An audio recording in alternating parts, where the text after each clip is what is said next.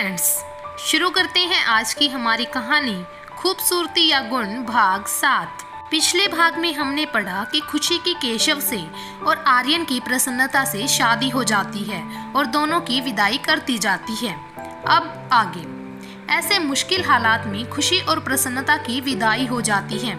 सरोज जी की तबीयत ठीक नहीं है, इसीलिए वो अपनी बेटियों को विदा करने के लिए बाहर तक भी नहीं आ पाती।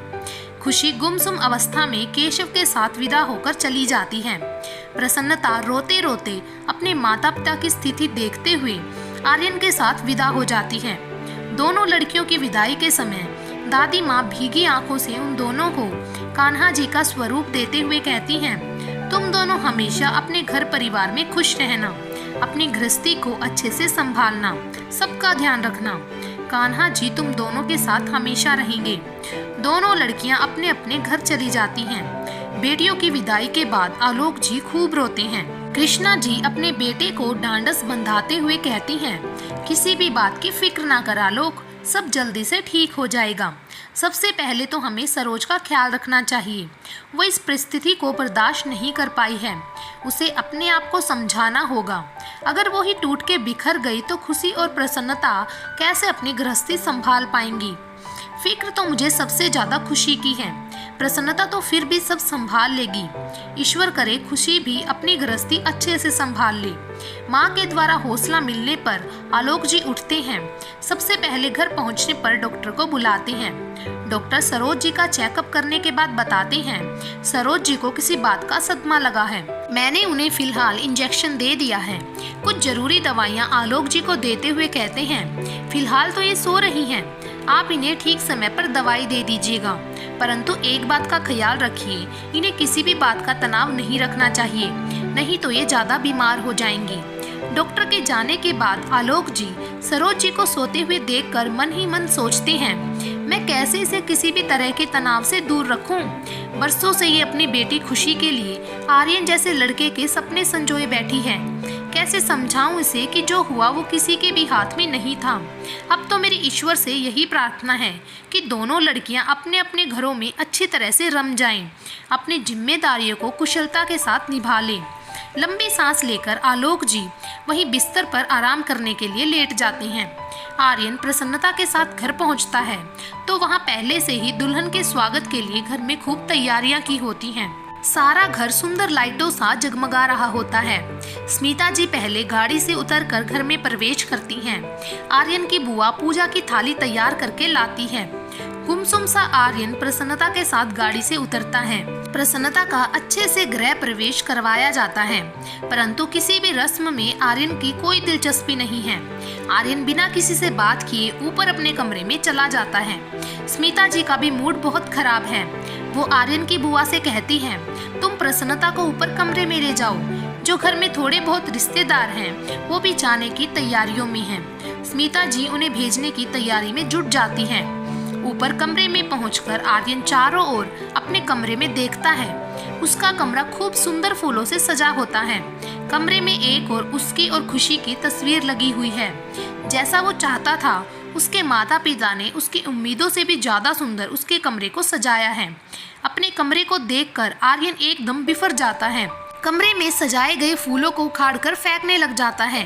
चीजें यहाँ वहाँ फेंकने लगता है। अपने गले में पड़ा हुआ हार तोड़कर फेंक देता है। ठीक उसी समय बुआ जी प्रसन्नता को कमरे में छोड़ने आती हैं। आर्यन की ऐसी दशा और कमरे का हाल देखकर वो आर्यन को रोकती हैं, उसे ऐसा करने से मना करती हैं। वो चिल्लाकर आर्यन से कहती हैं, बंद करो अपना ये पागलपन। नीचे घर से रिश्तेदार वापस जाने वाले हैं, क्या सोचेंगे तुम्हारी ऐसी हरकत देखकर। प्रसन्नता कैसा महसूस करेगी। क्या कर रहे हो तुम, मुझे तुमसे ऐसी उम्मीद नहीं थी। इतना कहकर बुआ जी कमरे से चली जाती हैं। जाते जाते वो प्रसन्नता के सिर पर प्यार से हाथ फेर कर जाती हैं। प्रसन्नता दुल्हन के वेश में कमरे के दरवाजे के पास खड़ी होकर ये सब देख रही होती है। वो आर्यन का ऐसा रूप देखकर डर जाती है। डरते डरते वो आर्यन के द्वारा फेंकी हुई चीजों को उठाती हैं, उन्हें एक जगह पर रख देती हैं। आर्यन उस समय सोफे पर अपने मुंह को अपने हाथों से ढककर बैठा था। प्रसन्नता कमरे में चारों ओर नजर दौड़ाती है। बेड की साइड टेबल पर वो दादी के द्वारा दिया हुआ कान्हा जी का स्वरूप रखती है। उन्हें हाथ जोड़ती है और कमरे में फैला हुआ सामान ठीक करने लगती है। सारे कमरे को यथावत ठीक करके वो वहाँ पड़े जग में से पानी का एक गिलास आर्यन को देती है और बड़े धीमे से कहती है, आर्यन तुम पानी पी लो वरना तुम्हारी तबीयत बिगड़ जाएगी। जो हुआ वो मेरे लिए भी सहज नहीं है, परंतु इस तरह का व्यवहार करने से क्या होगा, अब कुछ भी नहीं बदल सकता। मैं तुम्हें कुछ समझाने की कोशिश नहीं कर रही, अलबत्ता मैं तो यही चाहती हूँ कि तुम इस स्थिति का सामना करो। ऐसा व्यवहार करके तुम अपने आप को ही कष्ट दे रहे हो। तुम्हारी मम्मी पापा पहले से ही परेशान हैं, तुम्हारी ऐसी हरकतों से वो और ज्यादा परेशान होंगे। उसकी ऐसी बातें सुनकर आर्यन एकदम से अपना चेहरा ऊपर उठाता है। उसका चेहरा आंसुओं से भीगा हुआ है। वो प्रसन्नता के हाथ में पकड़े हुए पानी के गिलास को अपने हाथ से गिरा देता है और उस पर चिल्लाते हुए कहता है, हाँ तुम्हें तो कोई फर्क नहीं पड़ेगा, आज दिल तो मेरा टूटा है, तकलीफ में तो मैं हूँ। क्या सोचा था, क्या हो गया मेरे साथ? तुमसे तो मैं किसी भी जन्म में शादी के बारे में सोच भी नहीं सकता था। कहाँ मैं ये सोचकर खुश था कि दुनिया की सबसे खूबसूरत लड़की मेरी पत्नी होगी, और कहाँ तुम, जिसे मैं कभी भी अपनी पत्नी के रूप में स्वीकार नहीं कर सकता और ना ही अपनी जिंदगी तुम्हारे साथ जीने के बारे में सोच सकता हूँ। मैं यहाँ तुम्हारी उपस्थिति एक पल के लिए भी बर्दाश्त नहीं कर सकता। प्रसन्नता वहाँ खड़ी खड़ी रोने लग जाती है। आर्यन एकदम से प्रसन्नता की बाजू पकड़ते हुए कमरे की हर एक चीज उसे दिखाते हुए कहता है, तुम मेरे सामने रोने का नाटक मत करो। देख रही हो, इस कमरे की हर एक चीज खुशी की पसंद की है। यहाँ तक कि कमरे का रंग रोगन, ये पर्दे, ये कलाकृति, ये दीवार पर लगी घड़ी, हर एक चीज में उसी की पसंद झलकती है। ये सारी चीजें मैंने बहुत शौक से अपनी पत्नी के लिए ली थी, परंतु अब ये चीजें मेरे लिए बेकार हैं। ऐसा लगता है कि ये सारी चीजें मुझे मुंह चिढ़ा रही हो और मेरी बेबसी पर मेरा मजाक उड़ा रही हो। इतना कहते हुए आर्यन ने दूसरी ओर साइड टेबल पर रखी कलाकृति को नीचे फेंक दिया। उसे ऐसे गुस्से में देखकर प्रसन्नता अपने कानों पर हाथ रख लेती है। उसकी आंखों से आंसू लगातार बह रहे हैं। वो चुपचाप अपनी बेबसी पर रो रही है। इतना बोलने के बाद और इतना तमाशा करने के बाद भी आर्यन अपना तकिया और चादर उठाकर बाहर जाने लगता है और कहता है, मैं तुम्हारे साथ इस कमरे में नहीं रह सकता, मुझे तुम्हारी उपस्थिति से घुटन होती है। उसके इस व्यवहार से त्रस्त प्रसन्नता उसे बाहर जाने से रोकती है और कहती है, तुम अपना कमरा छोड़कर मत जाओ, मैं ही चली जाती हूँ। अगर तुम बाहर जाकर सोने लगे तो मम्मी पापा सब ऊपर आ जाएंगे, सब परेशान हो जाएंगे। थोड़ी देर में मैं खुद ही बाहर चली जाऊंगी, तुम अपने बिस्तर पर सो जाओ। इतना कहकर वो कमरे में एक और लगे सोफे पर बैठ जाती है। आर्यन उसे कोई जवाब दिए बिना अपने बिस्तर पर औंधे मुंह लेट जाता है। वहीं दूसरी ओर मालिनी जी, नरेंद्र जी, केशव और खुशी के साथ घर पहुंचते हैं। ज्यादातर रिश्तेदार शादी के मंडप से ही अपने घर पहुंच चुके होते हैं। सिर्फ चाचा चाची जी और उनकी बेटी ही थे जो कि नरेंद्र जी और मालिनी जी के घर पहुंचने से पहले ही उनके घर पहुंच चुके थे। उनके घर पहुंचने से पहले ही केशव की चाची ने खुशी के स्वागत की सारी तैयारी कर रखी थी। दरवाजे पर ही मालिनी जी द्वारा अपनी बहू के स्वागत के लिए जरूरी रस्में निभाई जाती हैं। चाची जी सहर्ष खुशी को अंदर लाती हैं। उसे घर की लॉबी में ही सोफे पर बैठाया जाता है। नए जोड़े को घर के मंदिर में ही माथा टिकाया जाता है। खुशी किसी भी रस्म को मन से नहीं निभाती है, वो तो अपने आप में ही खोई हुई है। एक तरह से वो एक सदमे में है। उसे इस तरह की हालत में देखकर मालिनी जी केशव की बहन से कहती हैं, अपनी भाभी को केशव के कमरे में छोड़ आओ, ये बहुत थक चुकी है, थोड़ा आराम कर लेगी, तब तक हम सब भी थोड़ा आराम कर लेते हैं। नरेंद्र जी केशव को भी थोड़ा आराम करने को कहकर मालिनी को उसके कमरे में ले जाते हैं।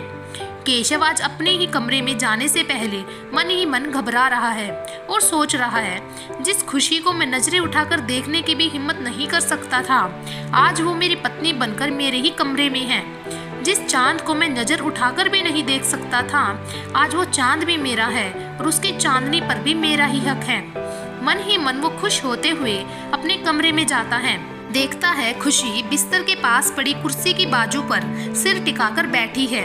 वो बहुत धीमे से कहता है, आप बिस्तर पर आराम कर लीजिए, मैं यहाँ कुर्सी पर बैठ जाता हूँ। खुशी उसकी किसी भी बात का जवाब नहीं देती। केशव फिर उसे होले से बुलाता है, परंतु खुशी अपना सिर तक ऊपर नहीं उठाती। केशव खुशी के कंधे से उसे हिलाता है तो खुशी एकदम गुस्से से उसकी ओर देखकर बिफर पड़ती है। आंसुओं से भीगा चेहरा जो कि गुस्से से तमतमा रहा है, वो सारा गुस्सा केशव पर निकाल देती है। केशव से कहती है, तुम्हारी हिम्मत कैसे हुई मुझे छूने की? चले जाओ यहाँ से, मेरे करीब आने की कोशिश मत करो, तुम मुझे कभी नहीं पा सकती। ये गलती थी जिसकी वजह से मैं यहाँ हूँ। ना ही तुम्हारा घर मेरे रहने के लायक है और ना ही तुम मेरे काबिल हो, समझे तुम? मुझसे बात करने की भी कोशिश मत करना। ये कहकर वो रोते रोते बिस्तर पर औंधे मुंह लेट जाती है। रोते रोते खुशी को हिचकी लग जाती है। केशव उसे इस तरह रोता हुआ देखकर घबरा जाता है। वो पानी का ग्लास खुशी को देते हुए कहता है, खुशी पानी पी लो और रोना बंद करो। तुम अगर नहीं चाहती तो मैं इस कमरे में नहीं रहूंगा, तुम पहले पानी पी लो। खुशी उठकर केशव के हाथ से पानी का ग्लास लेकर फेंक देती है। केशव खुशी का इस तरह का व्यवहार देखकर स्तब्ध रह जाता है। वो चुपचाप कमरे के बाहर बने स्टोर रूम में चला जाता है। सुबह के करीब 10 बजे केशव स्टोर रूम से बाहर आता है। चुपके से देखता है कि कमरे में खुशी सोई हुई है। वो धीरे से उसके ऊपर चादर ओढ़ा देता है और बाहर आकर अपनी माँ को देखने आता है। देखता है सभी रिश्तेदार जा चुके हैं, चाचा जी और चाची जी भी जा चुके हैं। मालिनी जी बाहर काम वाली बाई से काम करवा रही हैं। मालिनी जी आज बेहद खुश हैं।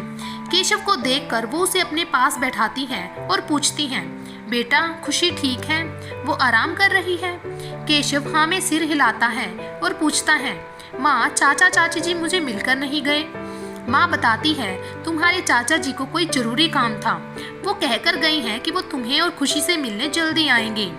मालिनी जी केशव को चुप देखकर उसे समझाती हैं, देखो बेटा खुशी को यहाँ रचने बसने में थोड़ा समय लगेगा, तुम्हें धैर्य से काम लेना होगा, तुम्हें उसका दिल जीतना होगा। मैं जानती हूँ कि ये तुम्हारे लिए मुश्किल है, परंतु मुझे मेरे बेटे पर पूरा भरोसा है। केशव अपनी माँ की बात सुनकर सोचता है, ये कैसे मुमकिन है? वो लड़की मेरी शक्ल देखना नहीं चाहती, वो मुझे पसंद तक नहीं करती, मैं उसे कैसे खुश रख पाऊंगा? उसे कुछ सोचते हुए देखकर मालिनी जी केशव के सिर पर प्यार से हाथ फेरते हुए कहती हैं, मैं जानती हूँ कि खुशी तुम्हारे साथ हुई अपनी शादी को लेकर खुश नहीं है, परंतु तुम हिम्मत मत हारना। केशव कहता है, ऐसी बात नहीं है माँ, मैं पूरी कोशिश करूँगा कि मैं उसे खुश रख पाऊँ और उसे किसी भी प्रकार की कोई भी तकलीफ ना होने दूँ। कुछ समय बाद केशव चाय नाश्ता लेकर अपने कमरे में जाता है। पहले वो कमरे का दरवाज़ा खटखटाता है। खुशी दरवाज़ा खोलती है। वो नहा धोकर अपने बाल सुखा रही होती है। दरवाजा खोलकर वो फिर से अपने बालों को पोंछने लग जाती है। केशव खुशी के इस सलोने रूप को देखता ही रह जाता है। वो खुशी के लंबे काले बालों से गिरती पानी की बूंदें उसके मुख पर पड़ती देखकर मदहोश हो जाता है। ये सब देखकर वो भूल ही जाता है कि वो खुशी के लिए चाय नाश्ता लेकर आया है। खुशी कनखियों से उसकी तरफ देखती है और बोलती है, आपको यहाँ से कुछ चाहिए? केशव अपने ही ख्यालों से बाहर आता है और कहता है, वो मैं मतलब हाँ, तुम्हारे लिए नाश्ता लाया था, यहाँ रख रहा हूँ, तुम खा लेना, मैं यहाँ से जा रहा हूँ। जाते जाते वो रुकता है और कहता है, एक बात और खुशी तुम्हें बतानी है। ये ठीक है मेरा घर बहुत बड़ा नहीं है, लेकिन यहाँ रहने वाले लोगों का दिल बहुत बड़ा है। मेरे माता पिता तुमसे बहुत प्यार करते हैं, खास तौर से मेरी माँ। उन्हें नहीं पता चलना चाहिए कि हम दोनों के बीच तनाव है। तुम मुझसे कोई बात नहीं करना चाहती, कोई बात नहीं। मेरी माँ मेरी शादी होने पर बहुत खुश है। वो बीमार रहती है, तुम सिर्फ उनके लिए इतना तो कर सकती हो, हमारे बीच हुई कोई भी बात का उनको ना पता चले। मैं तुमसे इतनी उम्मीद तो कर सकता हूँ कि तुम मेरी माँ का ख्याल रखोगी। रही बात मेरी, तो जब तक तुम मुझे दिल से नहीं अपनाओगी तब तक मैं तुम पर अपने पति होने का कोई भी हक नहीं रखूँगा। ये बात हम दोनों के बीच रहेगी, लेकिन एक साथ एक ही घर में रहने के कारण तुम मेरे माता पिता के आगे कभी ये बात नहीं आने दोगी कि मैं स्टोर रूम में सोता हूँ। तुम्हें मेरी ओर से कोई तकलीफ नहीं होगी, तुम बिना किसी झिझक के यहाँ आराम से रह सकती हो। ये कहकर वो जैसे ही बाहर जाने के लिए पलटता है, खुशी बोल पड़ती है, सुनो, मुझे तुमसे बात करने में कोई दिलचस्पी नहीं है, और हाँ, मैं आंटी अंकल के सामने कोई बात नहीं करूँगी। वैसे भी मेरी माँ बीमार है, जब तक वो ठीक नहीं हो जाती तब तक यहाँ रहना मेरी मजबूरी है। एक बार वो ठीक हो जाएं, फिर मैं यहाँ से चली जाऊँगी। खुशी की इस तरह की कड़वी बातें सुनकर केशव बिना कोई उत्तर दिए तैयार होकर ऑफिस जाने के लिए निकल पड़ता है। खुशी सारा दिन वहीं उसी कमरे में बैठी रहती है। दिन भर में मालिनी जी एक दो बार उसके कमरे में आती हैं, उसे बड़े प्यार से बाहर आने को कहती हैं।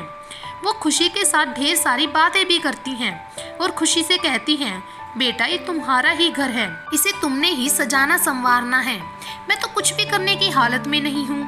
हमेशा ये सोचती थी कि जब मेरी बहू आएगी वो इस घर को अपनी मर्जी से सजाएगी। अब तुम आ गई हो, इस पूरे घर परिवार पर अब तुम्हारा ही अधिकार है।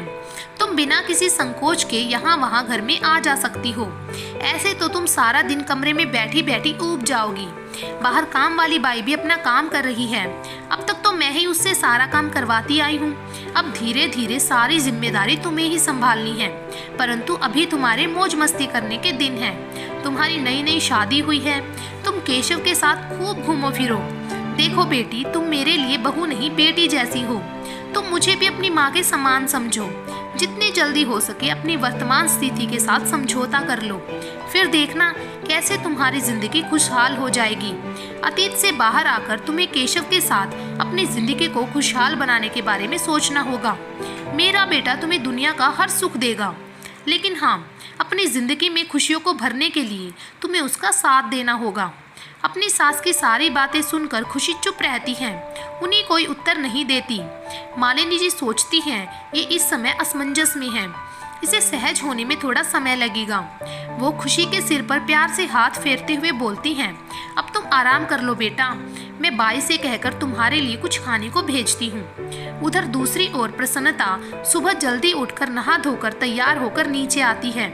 आने से पहले आर्यन को बिस्तर पर सोते हुए देखकर वो मन ही मन सोचती है, सोते हुए आर्यन किसी मासूम बच्चे की तरह लग रहा है और वो अपने ईश्वर से ये प्रार्थना करती है कि आर्यन हमेशा खुश रहे। नीचे लॉबी में आकर सबसे पहले वो घर के मंदिर में दिया जलाती है, फिर रसोई घर में जाकर चाय बनाती है। चाय लेकर वो अपने सास ससुर के कमरे में जाती है। कमरे का दरवाजा खटखटाती है। स्मिता जी दरवाजा खोलती हैं। इतनी सुबह वो अपनी बहू को तैयार देखकर और उसके हाथ में चाय देखकर हैरान रह जाती हैं। प्रसन्नता अपनी सास के पांव छूते हुए कहती हैं, मैं आपके और पापा के लिए चाय लाई हूँ। तभी विजय जी स्मिता जी से पूछते हैं, कौन है? स्मिता जी चेहरे पर हैरानी भरे भाव लाते हुए कहती हैं, जी वो प्रसन्नता है, हमारे लिए चाय लेकर आई है। विजय जी उठते हुए कहते हैं, अरे तुम उसे अंदर तो आने दो। स्मिता जी दरवाजे से एक ओर हट जाती हैं। प्रसन्नता अंदर आकर अपने ससुर जी के पांव छूती है। विजय जी उसे आशीर्वाद देते हुए कहते हैं, बेटा तुमने चाय क्यों बनाई? घर में कार्य करने के लिए नौकर तो हैं। प्रसन्नता धीमे से बोलती है, पापा आज तक आप नौकरों के हाथ की चाय पीते आए हैं, आज से आप दोनों मेरे हाथ से बनी चाय पियेंगे। ये कहकर वो वहाँ से चली जाती है। विजय जी और स्मिता जी ये सब देखकर बहुत खुश होते हैं। प्रसन्नता चाय का एक कप लेकर ऊपर जाती है, देखती है कि आर्यन तैयार हो चुका है। प्रसन्नता साइड टेबल पर चाय का कप रखते हुए कहती है, आर्यन मैं आपके लिए चाय लाई हूँ, पी लीजिएगा। ये कहकर वो बिना किसी उत्तर की प्रतीक्षा किए नीचे चली जाती है। कुछ समय बाद आर्यन नीचे आता है और अपने पापा को अखबार पढ़ते देखकर बोलता है, पापा मैं आज से ऑफिस जा रहा हूँ, आप थोड़ी देर में ऑफिस आ जाना। उसकी बात सुनकर विजय जी अखबार नीचे रखते हुए बोलते हैं, क्या बात है बेटा, आज ही तो तुम्हारी शादी हुई है, अभी ऑफिस जाने की क्या जल्दी है? तुम प्रसन्नता को थोड़ा समय दो, घूमो फिरो, एक दूसरे को समझो। यही समय है जब तुम एक दूसरे को अच्छी तरह से समझ पाओगे, फिर देखना जिंदगी जीनी कितना आसान हो जाएगी। आर्यन बिना कोई उत्तर दिए अपने पापा की बात चुपचाप सुनता है। आज की कहानी यहीं पर समाप्त करते हैं। भाग नंबर 8 में देखेंगे कि क्या आर्यन प्रसन्नता को अपना पाएगा, क्या केशव और खुशी एक साथ रह पाएंगे। तब तक के लिए हमसे जुड़े रहें और साथ ही अगर वीडियो पसंद आई है तो वीडियो को लाइक करें, शेयर करें और चैनल को सब्सक्राइब कर लें। Thank you.